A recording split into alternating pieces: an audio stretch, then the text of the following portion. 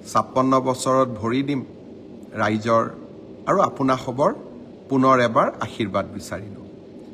আজি আমাৰ ৰাজ্য চৰকাৰৰ কেবিনেটৰ এখন বৈঠক অনুষ্ঠিত হৈছিল। কেবিনেটত আমি কেইবাটাও গুৰুত্বপূৰ্ণ সিদ্ধান্ত লৈছিলোঁ। তথাপিতো আজি মনত ভাল লগা সিদ্ধান্ত এটা আমি ল'ব পাৰিছিলোঁ। যোৱা গণৰাজ্য দিৱসত মই ঘোষণা কৰিছিলোঁ যে ৰাজ্যত আমি ষ্টাৰ্টআপসকলৰ বাবে এটা সুকীয়া বিভাগ গঠন কৰিম। আজি আমাৰ কেবিনেটে ডিপাৰ্টমেণ্ট অফ ইনোভেশ্যন, ইনকিউবেশ্যন আৰু ষ্টাৰ্টআপ নামেৰে এটা নতুন বিভাগ খুলিবলৈ সিদ্ধান্ত লয়। অসমৰ ষ্টাৰ্টআপসকলক সহায় কৰিবৰ বাবে আজি এখন পলিচিও ৰাজ্য চৰকাৰে গ্ৰহণ কৰে আৰু 100 কোটি টকাৰ বাজেট আবণ্টনৰ বাবেও সিদ্ধান্ত গ্ৰহণ কৰে। মই ভাবোঁ যে অসমৰ যুৱ প্ৰজন্মক এক নতুন উদ্যমেৰে আগবঢ়াই লৈ যোৱাত আৰু অসমত ষ্টাৰ্টআপৰ এটা ডাঙৰ ইক'ছিষ্টেম নিৰ্মাণ কৰাত এই দুইটা সিদ্ধান্তই এক মাইলৰ খুঁটালৈ পৰিণত হ'ব। বজালীত অসম সাহিত্য সভাৰ অধিৱেশন আৰম্ভ হৈছে। অসম সাহিত্য সভাৰ অধিৱেশনৰ সফলতাও কামনা কৰিছোঁ। যোৰহাটত শংকৰদেৱ সংঘৰ অধিৱেশনো অনুষ্ঠিত হ'ব। দুইটা জাতীয় অনুষ্ঠানৰ অধিৱেশনৰ প্ৰাক মুহূৰ্তত মই পুনৰ এবাৰ আটাইকে বহুত শুভকামনা জনাইছোঁ। অসমীয়াই ধ্ৰুপদী ভাষাৰ মৰ্যাদা লাভ কৰাৰ পিছত এইবাৰ প্ৰথমবাৰৰ বাবে সাহিত্য সভাৰ অধিৱেশন আৰম্ভ হৈছে। ৰাজ্য চৰকাৰে এই বছৰটো কিতাপৰ বৰ্ষ হিচাপেও পালন কৰাৰ সিদ্ধান্ত লৈছে। মই ভাবোঁ যে এই দুইটা সিদ্ধান্তৰ পটভূমিত এইবাৰৰ সাহিত্য সভাৰ এক নতুন ভূমিকাৰ বাবে সাজু হ'ব লাগিব। ধ্ৰুপদী ভাষা অসমীয়াক প্ৰতিনিধিত্ব কৰি চিৰ চেনেহী ভাষা জননীক বিশ্বৰ দৰবাৰলৈ লৈ যোৱাৰ বাবে অসম সাহিত্য সভাই সুন্দৰ আলোচনা কৰি এখন কৰ্মসূচী প্ৰস্তুত কৰক। মই পুনৰ এবাৰ সাহিত্য সভাৰ অধিৱেশনলৈ অহা সকলো প্ৰতিনিধিকে অজস্ৰ শুভকামনা জনালোঁ। মন্ত্ৰী ৰঞ্জিত দাস ডাঙৰীয়াৰ নেতৃত্বত সাহিত্য সভালৈ অহা আটাইবোৰ প্ৰতিনিধিকে যিমান পাৰি সুব্যৱস্থা কৰাৰ বাবে বজালীৰ ৰাইজে, পাঠশালাৰ ৰাইজে দিনে নিশাই পৰিশ্ৰম কৰিছে। তেখেতসকলকো মই আজিৰ দিনত আকৌ এবাৰ শুভেচ্ছা জনালোঁ। আজি সৰুসজাই ষ্টেডিয়ামত শংকৰদেৱ শিশু নিকেতন আৰু সৰস্বতী শিশু নিকেতনৰ 5000 ছাত্ৰ ছাত্ৰীয়ে একেলগে ঘোষ বাদন আৰু একেলগে যোগ অভ্যাস কৰি এক মনোমোহা অনুষ্ঠান অনুষ্ঠিত কৰিছিল। 1000 ছাত্ৰ ছাত্ৰীয়ে একেলগে বিহু গীতো পৰিৱেশন কৰিছিল। সঁচাকৈয়ে এক অপূৰ্ব মনোমোহা দৃশ্যই সৰুসজাই ষ্টেডিয়ামখনক প্ৰাণৱন্ত আৰু জীৱন্ত কৰি তুলিছিল। মই শংকৰদেৱ শিশু নিকেতনৰ আটাইবোৰ ছাত্ৰ ছাত্ৰীক আজিৰ অনুষ্ঠানটোৰ বাবে অজস্ৰ শুভকামনা জনাইছোঁ। অহাকালিৰ দিনটোত অসমত আকৌ এখন নতুন মেডিকেল কলেজে আত্মপ্ৰকাশ কৰিব। গুৱাহাটীত আমি নিৰ্মাণ কৰি থকা প্ৰাগজ্যোতিষপুৰ মেডিকেল কলেজত কালিৰে পৰা OPD আউট পেচেণ্ট ছাৰ্ভিচ আৰম্ভ হ'ব আৰু লাহে লাহে এই মেডিকেল কলেজখনে পূৰ্ণাংগ ৰূপ পোৱাৰ লগে লগে অসমৰ স্বাস্থ্য বিজ্ঞানৰ আকাশত ই 15তম মেডিকেল কলেজ ৰূপে আত্মপ্ৰকাশ কৰিব। অহাবাৰ বঙাইগাঁও আৰু বিশ্বনাথত এই দুইখন মেডিকেল কলেজকে আমি আনুষ্ঠানিকভাৱে মুকলি কৰাৰ সিদ্ধান্ত লৈছোঁ। এই বছৰ প্ৰাগজ্যোতিষপুৰ মেডিকেল কলেজ, অহা বছৰ বঙাইগাঁও আৰু বিশ্বনাথ মেডিকেল কলেজ। এই বছৰ ৰাজ্যত 15খন মেডিকেল কলেজ হ'বগৈ, অহা বছৰ 17খন মেডিকেল কলেজ হ'বগৈ। জাগিৰোডৰ পৰা মৰিগাঁওলৈ যোৱাৰ পথত জাগি ভকত গাঁৱত নিৰ্মাণ হৈ থকা দলংখনো কালি আমি শুভ উদ্বোধন কৰিম। বহু বছৰৰ মূৰত জাগিৰোডৰ পৰা মৰিগাঁৱলৈ যোৱা পথটোৱে পূৰ্ণতা পাব। মই মৰিগাঁও জিলাবাসীৰ ৰাইজকো অজস্ৰ শুভকামনা জনাইছোঁ। অহাকালিৰ পৰা মুখ্যমন্ত্ৰীৰ আত্মনিৰ্ভৰ অসম অভিযানৰ ৰেজিষ্ট্ৰেশ্যন বা পঞ্জীয়নৰ পিছত আবেদন পত্ৰৰ পোৰ্টেল মুকলি কৰা হ'ব। প্ৰায় 1,60,000 যুৱক যুৱতীয়ে মুখ্যমন্ত্ৰীৰ আত্মনিৰ্ভৰ অসম অভিযানৰ বাবে আবেদন কৰিছিল।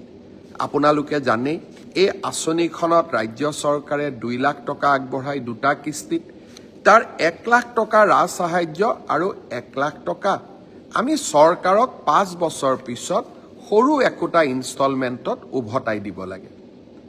অহা কালিৰে পৰা আবেদন পত্ৰৰ পোৰ্টেল আমি মুকলি কৰি দিম। আপোনালোকে আবেদন কৰিব যাতে ছেপ্টেম্বৰ মাহৰ আগতে আমি সিলেকশ্যনৰ প্ৰক্ৰিয়া সমাপন কৰিব পাৰোঁ। অহাকালি এবাৰ দিনটো মোৰ উপজা দিন। অসমৰ কাৰণে কৰি অহা কিবা এটা ভাল কামক পৰ্যবেক্ষণ কৰিব যোৱাৰ বাবে অহাকালি মোৰো এটা সৰু ইচ্ছা আছে। সেইকাৰণে অহাকালি জাগিৰোডৰ ছেমি কণ্ডাক্টৰ উদ্যোগৰো নিৰ্মাণৰ অগ্ৰগতিৰ বুজ ল'বলৈ যাম। কাৰণ মই বিশ্বাস কৰোঁ অসমে এতিয়া প্ৰতিদিনৰ যুগৰ পৰা ছেমি কণ্ডাক্টৰ যুগত প্ৰৱেশ কৰিছে। এডভান্টেজ অসমৰ দ্বিতীয় সংস্কৰণ 25 আৰু 26 তাৰিখে অনুষ্ঠিত হ'ব।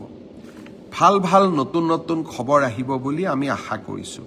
অসমত যাতে উদ্যোগীকৰণৰ এটা বাতাবৰণ আমি নিৰ্মাণ কৰিব খোজোঁ। চাওঁতে চাওঁতে ঝুমুৰ নৃত্যও আহি পালে। 24 তাৰিখে সন্ধিয়া সৰু সজাইত ঝুমুৰ নৃত্যৰ সামগ্ৰিক পৰিৱেশন কৰা হ'ব। প্ৰধানমন্ত্ৰী ডাঙৰীয়া নিজে উপস্থিত থাকিব। ইতিমধ্যে বিধানসভা পৰ্যায়ত ঝুমুৰ নৃত্যৰ প্ৰশিক্ষণো আৰম্ভ হৈছে। যিসকলে প্ৰশিক্ষণ লৈছে তেওঁলোকলৈকে মই বহুত শুভকামনা জনাইছোঁ। প্ৰথমতে বিহু আৰু অসমৰ চাহ উদ্যোগৰ 200 বছৰৰ লগত ৰজিতা খুৱাই এইবাৰ ঝুমুৰ আৰু অহা নৱেম্বৰ মাহত আমি গুৱাহাটীত সামগ্ৰিকভাৱে বাগৰুম্বাও প্ৰদৰ্শন কৰিম। আজি কেবিনেটত আমি আৰু এটা গুৰুত্বপূৰ্ণ সিদ্ধান্ত লৈছিলোঁ। মই বাতৰি কাকত সাংবাদিকসকলক সম্বোধন কৰোঁতে ক'ৰবাত সেই সিদ্ধান্তটো নোকোৱাকৈ থৈ দিছিলোঁ, যাতে বিটিআৰৰ বন্ধুসকলৰ লগত আলোচনা কৰিহে সিদ্ধান্তটো যাতে আমি ৰাজহুৱা কৰিব পাৰোঁ। অহা ছেপ্টেম্বৰ মাহত অসমত বড়োলেণ্ড টেৰিটৰিয়েল কাউন্সিলৰ নিৰ্বাচন অনুষ্ঠিত হ'ব। কেবিনেটে লোৱা সিদ্ধান্তটো পুনৰ এবাৰ বিটিআৰ প্ৰধান প্ৰমোদ বড়োৰ লগত আলোচনা কৰাৰ পিছত মই আজি আনুষ্ঠানিকভাৱে ঘোষণা কৰিছোঁ। বিটিআৰৰ নিৰ্বাচন আমি ছেপ্টেম্বৰ মাহত অনুষ্ঠিত কৰিম আৰু ৰাভা হাছং কাউন্সিলৰ নিৰ্বাচন আমি মাৰ্চ মাহৰ ভিতৰতে অনুষ্ঠিত কৰিম। অৰ্থাৎ বহাগ বিহুৰ আগতেই ৰাভা হাছং কাউন্সিলৰ নিৰ্বাচন আৰু ছেপ্টেম্বৰ মাহত আমি বিটিআৰ বা বিটিচিৰ নিৰ্বাচন অনুষ্ঠিত কৰিম। স্বাভাৱিকভাৱে ইয়াৰ মাজতে পঞ্চায়তৰ নিৰ্বাচনো অনুষ্ঠিত হ'ব। আজি আমাৰ ৰাজ্য চৰকাৰৰ কেবিনেটত আৰু কেইটামান গুৰুত্বপূৰ্ণ আমি সিদ্ধান্ত গ্ৰহণ কৰিছিলোঁ। বহুদিনৰ পৰা মই আপোনালোকক কৈ আহিছিলোঁ যে ভাৰতৰ সেনাবাহিনীৰ আটাইতকৈ ডাঙৰ ডিপ্লয়মেণ্ট উত্তৰ পূব ভাৰতত আছে। কাৰণ চীনৰ সীমান্ত হোৱা বাবে আটাইতকৈ বেছি সেনা, বিশেষকৈ ৬২ চনৰ যুদ্ধৰ পিছত আটাইতকৈ বেছি সেনা উত্তৰ পূবতে মোতায়েন কৰা হয়। কিন্তু সেনাৰ বাবে প্ৰয়োজনীয় অস্ত্ৰ শস্ত্ৰ নিৰ্মাণৰ বাবে আমাৰ উত্তৰ পূৰ্বত এটাও কল কাৰখানা নাছিলে। আজি আমি আছাম এৰোস্পেচ আৰু ডিফেন্স মেনুফেকচাৰিং পলিচি 2025 কেবিনেটে অনুমোদন কৰিছিলোঁ, যাতে আমি অসমলৈ প্ৰতিৰক্ষাৰ সৈতে জড়িত উদ্যোগসমূহ আনিব পাৰোঁ। শ্ৰদ্ধাৰ ৰাইজ, ছেমি কণ্ডাক্টৰৰ পিছত এতিয়া আৰু এখন নতুন জগতত আমি প্ৰৱেশ কৰিব খুজিছোঁ, জৈৱিক সম্পদৰ জগতখন। পৃথিৱীত নতুনকৈ আলোচনা হৈছে বায়' মেনুফেকচাৰিং অফ কেমিকেলছ, এনজাইম, বায়' পলিমাৰ্ছ, ফাংচনেল ফুড আৰু বিভিন্ন বায়' প্ৰডাক্টৰ। আমি প্ৰ'বায়'টিকৰ কথা শুনিছোঁ।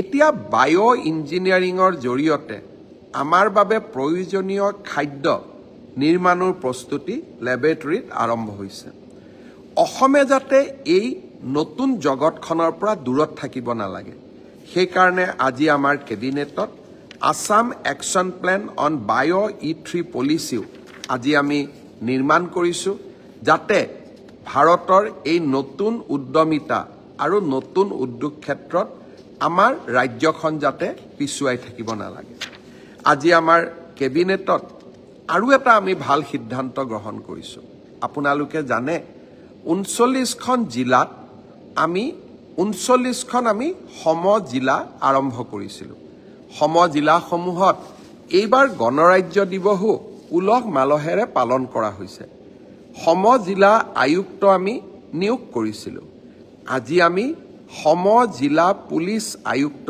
নিয়োগৰো সিদ্ধান্ত লৈছোঁ অৰ্থাৎ এতিয়া সম জিলাৰ বাসিন্দাসকলে বহু সময়ত জিলাৰ আৰক্ষী অধীক্ষকৰ ওচৰত নোযোৱাকৈ আৰক্ষীৰ লগত জড়িত কাম কাজসমূহ সম জিলা আৰক্ষী অধীক্ষকৰ পৰ্যায়তে সমাপন কৰিব পাৰিব প্ৰশাসনক ৰাইজৰ ওচৰলৈ লৈ যোৱাৰ ক্ষেত্ৰত আজি আমি আৰু এটা বিশাল পদক্ষেপ গ্ৰহণ কৰিব পাৰিলোঁ শ্ৰদ্ধাৰ ৰাইজ মিছন বসুন্ধৰাৰ আবেদনৰ তাৰিখো আজি আমি কেবিনেটত 15 ফেব্ৰুৱাৰীলৈ বৃদ্ধি কৰিছোঁ মিছন বসুন্ধৰাৰ বাবে প্ৰয়োজনীয় তিনিটা প্ৰজন্মৰ প্ৰমাণপত্ৰ প্ৰথমতে শিডিউল ট্ৰাইব আৰু শিডিউল কাষ্টসকলে দিব নালাগিছিল পৰৱৰ্তী সময়ত চাহ বাগিচা আদিবাসী আৰু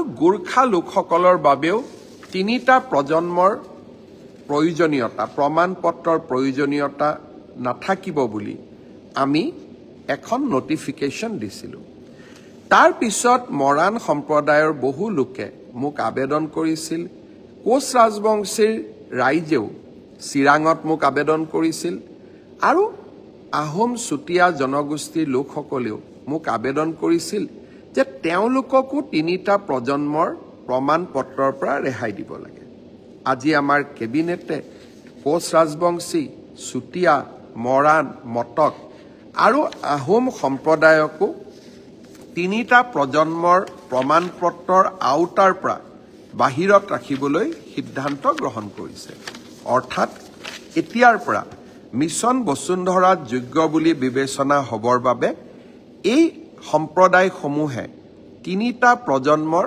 প্ৰমাণপত্ৰ দিয়াৰ প্ৰয়োজনীয়তা নাথাকিব ডিব্ৰুগড়ত গণৰাজ্য দিৱসৰ পতাকা উত্তোলন কৰোঁতে মই আৰু এটা কথা ঘোষণা কৰিছিলোঁ যে অসমৰ 25,000 নামঘৰলৈ বা ধৰ্মীয় উপাসনাস্থলীলৈ আমি 3 লাখ টকাকৈ আগবঢ়াম আজিৰ কেবিনেটে মোৰ এই প্ৰস্তাৱক অনুমোদন জনাই ৰাজ্যৰ 25,000 ধৰ্মীয় উপাসনাস্থলী আৰু নামঘৰসমূহৰ বাবে 600 কোটি টকা ৰাজ্যিক বাজেটৰ পৰিপূৰক দাবী মঞ্জুৰিৰ জৰিয়তে প্ৰদান কৰাৰ বাবে সিদ্ধান্ত গ্ৰহণ কৰে অৰ্থাৎ অসমৰ 25,000 নামঘৰত আধ্যাত্মিকতাৰ যি পৰিৱেশ সেই পৰিৱেশক আৰু এখোজ আগুৱাই লৈ যাবলৈ আমি আন এটা বলিষ্ঠ পদক্ষেপ গ্ৰহণ কৰিবলৈ আজি সক্ষম হ'লো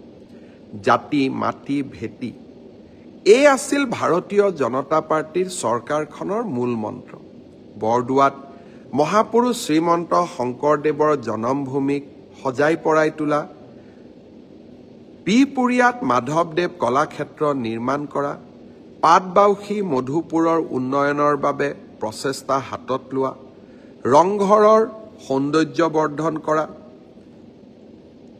হোলোঙাপাৰত লাচিতৰ বিশাল প্ৰতিমূৰ্তি চৰাইদেউত বিশ্ব ঐতিহ্য আমাৰ বাপতি সাহোন বিহুলৈ আন্তঃৰাষ্ট্ৰীয় স্বীকৃতি অসমীয়াক ধ্ৰুপদী ভাষাৰ মৰ্যাদা এই 3.5 বছৰত আমি অসমৰ সাংস্কৃতিক ঐতিহ্যক ৰক্ষা কৰিবৰ বাবে সমৰ্পণৰ মনোভাৱেৰে কাম কৰিলোঁ মই অত্যন্ত বিনম্ৰতাৰে সৈতে কম ইয়াৰ পূৰ্বে হয়তো অসমৰ কোনো চৰকাৰে আমাৰ এই বিশাল সম্ভাৱনাৰ কথাবোৰ নিজৰ মনলৈ অনা নাছিল। এতিয়া আমাৰ লক্ষ্য ইউনিকোডত অসমীয়া, এতিয়া আমাৰ লক্ষ্য ঝুমুৰ বাগৰুম্বাক জগত সভালৈ লৈ যোৱা। অসমত আমি পৰ্যায়ক্ৰমে অসমৰ জাতীয় জীৱনৰ প্ৰতিটো অভাৱ দূৰ কৰা। আমি আমাৰ জাতিটোক লৈ, আমাৰ ৰাজ্যখনক লৈ এক অৰুণোদয় যাত্ৰা আৰম্ভ কৰিছোঁ। আৰু এই আঁচনিবিলাকে ইতিমধ্যেই ৰাইজৰ দৃষ্টি আকৰ্ষণ কৰিব পাৰিছে। নিউয়ৰ্ক টাইমছৰ কথা আপোনালোকক মই আগতেও কৈছিলোঁ যে এইবাৰৰ 52টা টুৰিষ্ট ডেষ্টিনেশ্যন ৱৰ্ল্ড ৱাইড, তাৰ ভিতৰত অসমক 5ম স্থানত নিউয়ৰ্ক টাইমছে ৰাখিছে। জাপান আৰু ছাউথ কোৰিয়া ভ্ৰমণৰ সময়ত চৰাইদেউ মৈদাম, কাজিৰঙা, মানসক লৈ বহুতো পৰ্যটকৰ প্ৰশ্নৰ মধুৰ উত্তৰ দিবলৈ পাই মই নিজকে গৌৰৱী অনুভৱ কৰিছিলোঁ। অসমত এতিয়া আমি পৰ্যটন উদ্যোগটোকো নতুন ৰূপলৈ লৈ যাব লাগিব। কৰবাত নহয় কৰবাত আমাৰ কাজিৰঙাত পৰ্যটকৰ বাবে থকা জীপবোৰ প্ৰদূষণ মুক্ত হওক, ইলেক্ট্ৰিকৰ জৰিয়তে চলাব পৰা ব্যৱস্থা হওক, অৰ্থাৎ ভেহিকুল হওক। ৰাজ্য চৰকাৰে ইয়াৰ বাবেও এখন আঁচনি প্ৰস্তুত কৰিছে। হোমষ্টে আমাৰ বাবে এটা ডাঙৰ সম্ভাৱনা। মই ভাবোঁ যে এই হোমষ্টেৰ জৰিয়তেও অসমত আমি পৰ্যটনৰ এক নতুন বিপ্লৱ আনিব পাৰোঁ। এই গোটেইবোৰ চিন্তা আমি যদি এটা এটাকৈ শৃংখলাবদ্ধভাৱে কৰি যাওঁ আৰু এইসমূহক যদি বাস্তৱত ৰূপায়ণ কৰিব পাৰোঁ, আমাৰ অসম নিশ্চিতভাৱে বিশ্ব দৰবাৰলৈ যাব। মই দেখি আছোঁ সমীম বৈশ্য মোক হেপী বাৰ্থডে কৈছে, ৰক্তিম দাস মোক হেপী বাৰ্থডে কৈছে, বৰেণ কৰ্মকাৰ হেপী বাৰ্থডে ছাৰ, ধুনু কল্পনা বৰুৱা হেপী বাৰ্থডে মামা, বিদ্যুৎ বৰশইকীয়া হেপী বাৰ্থডে, অপূৰ্ব মন্ত্ৰী হেপী বাৰ্থডে, ধনজিৎ নাথ মামা বুলি সম্বোধন কৰিছে।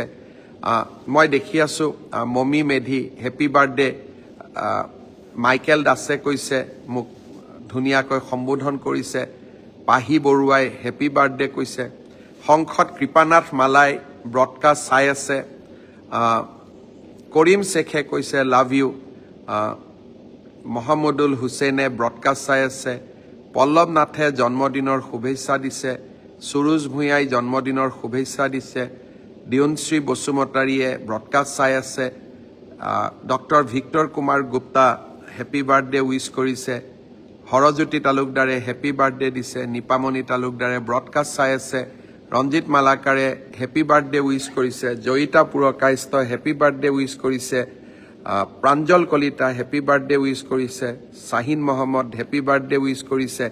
আপোনালোক সকলোকে মই বহুত বহুত ধন্যবাদ জনাইছোঁ। সমীৰণ দিগন্তই গোলাঘাটৰ পৰা মোক শুভকামনা জনাইছে,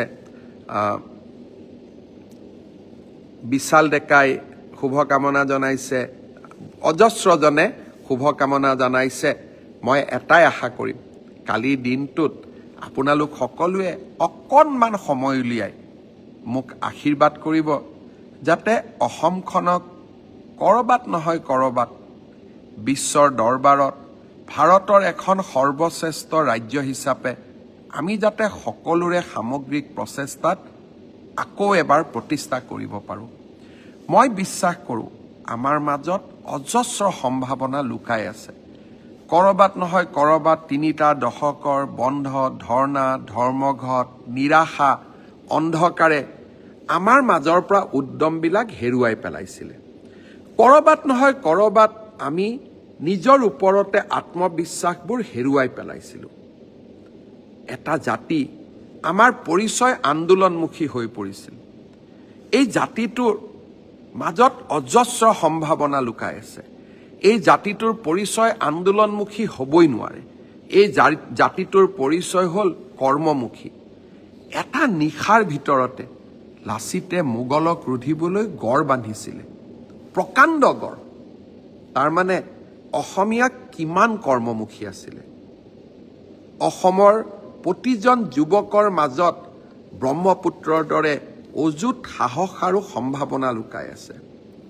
জাতিটোক আমি নতুন প্ৰাণ দিব লাগিব অসমৰ মুখ্যমন্ত্ৰী হিচাপে আপোনালোকক যাতে মই এক সুন্দৰ পথেৰে অৰুণোদয় পথেৰে অনিৰুদ্ধ পথেৰে আগুৱাই লৈ গৈ আমাৰ অসমখনক ভাৰত মাতৃৰ সৰ্বশ্ৰেষ্ঠ ৰাজ্য হিচাপে প্ৰতিষ্ঠা কৰিব পাৰোঁ তাৰ বাবে আকৌ এবাৰ মই আশীৰ্বাদ বিচাৰিলোঁ ব্ৰডকাষ্টত মোক বহুতে সুধিছিল যে আপোন ঘৰ আঁচনিৰ কৰ্মচাৰীসকলে নতুনকৈ 30 লাখ টকাৰ লোন পাব আমিতো 15 লাখ পালোঁ আমি আৰু 15 লাখ পাম নেকি আজিৰ কেবিনেটে আপোনালোকক আৰু 15 লাখ টকাকৈ ঋণ লোৱাৰ সুবিধা কৰি দিবলৈ সিদ্ধান্ত গ্ৰহণ কৰিছে ফেব্ৰুৱাৰী মাহৰ ভিতৰতে ডক্টৰ বাণীকান্ত কাকতিত আঁচনিত কাম কৰা কম্পিউটাৰ শিক্ষকসকলৰ বাবে আৰু প্ৰাদেশিকৰণৰ বাবে অপেক্ষা কৰি থকা বিশেষকৈ